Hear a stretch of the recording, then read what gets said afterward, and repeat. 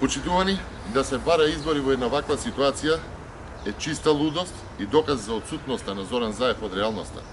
Дека се работи за чиста лудост, докази се и флаерите кои што ги делат по граѓаните, а во кои што Зоран Заев и СДСМ се фалат дека го победиле вирусот. За COVID-19 пишуваат, цитирам, првата битка ја добивме, ги заштитивме граѓаните и ги заштитивме здравствените институции. Тоа е обичен памфлет и опасна лага на Зоран Заев, во која што ни тие самите не веруваат. Како се фалат дека ја победиле короната, кога по 60 луѓе дневно се заразуваат, а по неколку умираат? Ако ова е победа, како ли им изгледа пораз? Има ли срам Зоран Заев за вака дрско да лаже и да манипулира со граѓаните? Зоран Заев и неговата комисија за заразни болести, која што делува партиски, директно го туркаат народот кон организирано убиство кој што тие го викаат избори. Згоре на тоа глумат нормализација во услови кога по 60 на граѓани дневно се заразуваат и по неколку умираат.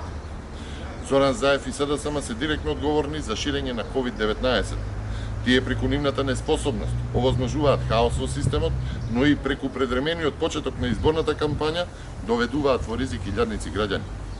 Почитувани, ова е чиста лудост која што извира од еден човек кој ја држи целата држава во заложништво.